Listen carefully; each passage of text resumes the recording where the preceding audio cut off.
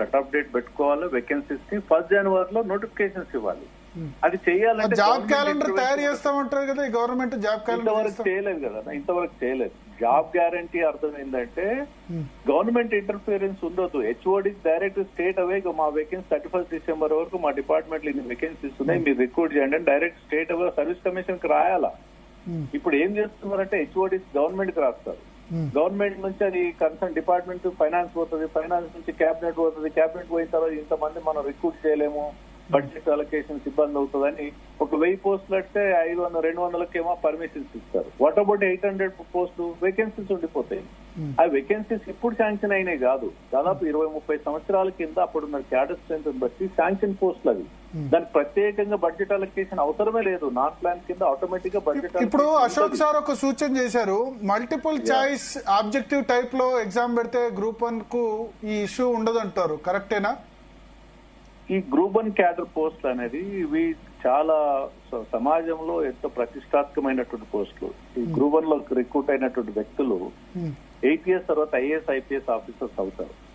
ఒకవేళ అట్లాంటి recruitment reforms తీసుకొస్తే సమాజానికి ఇంకో రకమైన నష్టం వస్తుంది. సరే ఎవరి అభిప్రాయం వాళ్ళకు, నా అభిప్రాయం ఏంటో మాత్రం ఇది చాలా ప్రెస్టీజియస్ పోస్టులు, సమాజానికి సేవ చేసే పోస్టులు, ఒక లీడర్షిప్ పోస్టులు. ఇవి బ్యూరోక్రాటిక్ హైయెస్ట్ క్యాడర్ పోస్టులకి డెఫినెట్ గా డిస్క్రిప్టివ్ ఎగ్జామ్. మల్టిపుల్ చాయిస్ పెట్టి ఇంటర్వ్యూ పెడితే, ఆబ్జెక్టివ్ పెట్టి ఇంటర్వ్యూ పెడితే ఆ ఎబిలిటీ టెస్ట్ చేసేందుకు అనలిటికల్ క్యాపబిలిటీస్ ఎట్లా తెలుస్తుంది డిస్క్రిప్టివ్ మోడల్ అని. అంటే ఇప్పుడు దీనిలో తెలుగు మీడియం క్యాండిడేట్స్ కి అన్యాయం జరుగుతుంది, ఎందుకంటే ఇప్పుడు ఇంగ్లీష్ మీడియం వాళ్ళు డయాగ్రామ్స్, చార్ట్స్ ఇవన్నీ వేస్తున్నారు.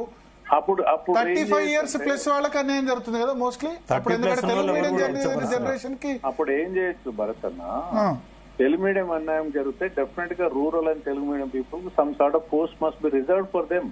అది చెల్లుతుందా కాన్స్టిట్యూషన్ పరంగా? అట్లా ఈ మీడియం చదివిన వాళ్ళకి ఇంత అని చెల్లుతుందా? గతంలో మళ్ళీ దాని మీద ఎవరన్నా కోర్టు పోతే నా థింగ్ ఇది అన్న, తెలుగు మీడియం స్టూడెంట్స్ కి వెయిటేజ్ మార్క్స్ గతంలో ఉండే. ఈ కారణం చేతను వివిధ డిపార్ట్మెంట్ తర్వాత వచ్చిన ప్రభుత్వాలు తీసేశాయి. Government can give an order to give the weightage to the Telugu medium or rural people. There is a choice. ఎందుకంటే ఇప్పుడు బీటెక్ చదివిన వాళ్ళకి ఫ్లో చార్టులు, డయాగ్రామ్స్ ఈజీగా వేయొచ్చు, దానివల్ల అడ్వాంటేజ్ ఉంటుంది. ఇప్పుడు వీళ్ళు ఎంత వ్యాస రూపాల్లో రాసినా సరే, 10 పేజీలు రాసినా సరే. అన్నట్టు డిస్క్రిప్టివ్ మంచి సార్ కాదనట్లేము, కానీ 10th క్లాస్ పేపర్ లాగా, యూనిట్ ఎగ్జామ్ పేపర్ లాగా 2 నిమిషాలకు ఒక పేపర్ దిద్దేసి సరైన పద్ధతులు చేయని పరిస్థితులలో గత గందరగోళాలు చెలరేగుతున్నప్పుడు లాస్ట్ టైము 2012 సంబంధించిన గ్రూప్ 1 మళ్ళీ 2016 పెట్టి ఈ రాష్ట్రంలో పెట్టి ఆ రాష్ట్రంలో పెట్టి ఇవాళ ఏపీలో అదే పరిస్థితి, తెలంగాణలో అదే పరిస్థితి.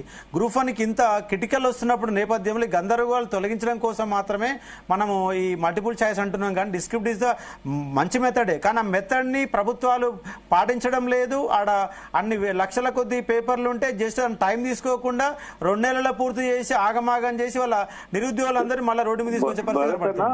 అశోక్ గారు మాట్లాడుతున్నట్టున్నారు. నా అభిప్రాయం ఏంటంటే డిస్క్రిప్టివ్ మెథడ్ లో వాల్యుయేషన్ లో తప్పులని అని చెప్పేసి డిస్క్రిప్షన్ ఎత్తేయడం ద్వారా ఇంకా సమస్యలు వస్తాయి. అంటే క్వాలిటేటివ్ పీపుల్ రారు. నా ఉద్దేశం ఏంటంటే మొన్న జడ్జిమెంట్ ఇచ్చిన సింగిల్ జడ్జి మోడరేషన్ మెథడ్ లో రివాల్యుయేషన్ చేయమని. What is the meaning of moderation? Sanjay Singh versus UPS లో జడ్జ్మెంట్ ఉంది, యూపీఎస్ కి ఇలాంటి ప్రాబ్లం వచ్చింది. మోడరేషన్ మెథడ్ ఫాలో అయితే ప్రాబ్లమే రావు. ఒక candidate, professional candidate, expert, subject expert ఉన్నవాడు, ఎగ్జామినర్, ఎక్స్పీరియన్స్ ఉన్న ప్రొఫెసర్ డైలీ 20 పేపర్స్ ఇస్తే చాలు. వీళ్ళు ఎవరు దిద్దామన్నారు? 50 పేపర్లు, 100 పేపర్లు ఎవరిచ్చారు అధికారము? వాళ్ళ రూల్స్ ఫాలో కానందుకు ఆ సిస్టమ్ ని మనం వ్యతిరేకించడం ద్వారా సమాజంలో చాలా సమస్యలు వస్తాయి. నేను ఎందుకంటున్నా అంటే ఒక చిన్న ఒక multiple post choice distribute multiple choice గా ఎగ్జామ్ పెట్టమని అంటున్నాను. ఓకే, ఏదో ఒక సెంటర్ లో అక్కడ ఉన్నటువంటి చీఫ్ సూపరింటెండెంట్ ఇంకేదో జరిగితే మాస్ క్యాపింగ్ జరిగితే unqualified person will become a deputy collector. ఆయన రేపు ఐఏఎస్ ఆఫీసర్ అయి ఉంటాడు. ఇవన్నీ కూడా సమస్యలు వస్తే రేపు సామాజిక సమస్య వస్తుంది డెఫినెట్ గా. మీరు చెప్పింది ఒకటి బాగుంది, తెలుగు మీడియం కు వెయిటేజ్ ఉండేది గతంలో అన్నారు. అది ఆ వెయిటేజ్ ని మనం అడగాల. గతంలో వెయిటేజ్ ఉంది, అది it is not unconstitutional. Government can give take a decision ఆ policy decision they can take it and they can give an order. Weightage 2017 లో కూడా తెలుగు మీడియం ఇంతే పర్సెంటేజ్ ఉంది. ఏపీలో అంతే వచ్చింది, తెలంగాణలో అంతే పర్సెంట్. తెలంగాణ ఇప్పుడు ఈ తెలుగు మీడియం అనేది లాస్ట్ టైం లేదు భరత్ సార్, ఇక్కడ భరత్ సార్ ఒక పాయింట్, ఏపీలో వీళ్ళు ఇదే పాయింట్ చెప్పారు, ఏపీలో కూడా 10% వచ్చింది, తెలంగాణలో కూడా 10% వచ్చిందంటే ఏపీలో 3 ప్రొసీజర్స్ ఉన్నాయి, 3 చోట్ల, అంటే 3 చోట్ల ఫిల్టర్ అవుతారు అక్కడ. ఇక్కడ రెండో ఫిల్టర్ కూడా జరగడానికి ముందే అందరినీ తెలుగు మీడియం వాళ్ళని ఎలిమినేట్ చేశారు అనేది కదా ఇక్కడ వాదన. అక్కడ మూడు ఇంటర్వ్యూ ఉంది అంతేనా? ఎస్, అక్కడ ఇంటర్వ్యూ ఉంది. ఇది సార్ అంటే మనకు minimum qualifying paper English Telugu 2 ఉండాలి. తెలంగాణ రాష్ట్రంలో తెలుగు అనే క్వాలిఫైయింగ్ పేపరే పెట్టలే, ఓన్లీ ఇంగ్లీష్ పెట్టింది. ఇంగ్లీష్ పెడితే తెలుగు మీడియం వాడే కష్టపడుతుండే, English medium Telugu qualifying paper పక్కన పెట్టిరు. ఎంత ఘోరం! తెలంగాణ రాష్ట్రంలో క్వాలిఫైయింగ్ పేపర్ మినిమం ఉండాలి. ఇప్పుడు యూపీఎస్ లోనే ఒక లాంగ్వేజ్, లోకల్ లాంగ్వేజ్ ఒకటి, ఇంగ్లీష్ కంపల్సరీ ఉంటది. సో తెలుగు మీడియం వాళ్ళకి ఇంగ్లీష్ క్వాలిఫైయింగ్ పేపర్ పెట్టినప్పుడు ఇంగ్లీష్ మీడియం వాళ్ళకి తెలుగు తెలంగాణ రాష్ట్రంలో కదా, తెలంగాణ రాష్ట్రంలో మాట్లాడేది తెలుగు. యూపీఎస్సీ లో కూడా ఉంది. This is wrong practice.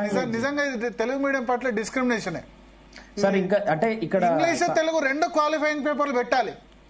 Discrimination ఇది తప్పకుండా. ఎందుకంటే మనం తెలంగాణ రాష్ట్రంలో తెలుగును గౌరవించినప్పుడు మరి తప్పు అది ఆ ప్రభుత్వం చేసినా ఈ ప్రభుత్వం చేసినా. నిరంజన్ రెడ్డి గారు మొన్న వాదిస్తూ ఏమంటాడు, ప్రభుత్వం తరఫున వాదిస్తూ ఏమంటాడు సార్, తెలంగాణ భాష తెలుగు భాష కాదట అసలు. సరే, అంటే ఇప్పుడు కేసును డిఫెండ్ చేసుకునేందుకోసం డిఫెండ్ అయితే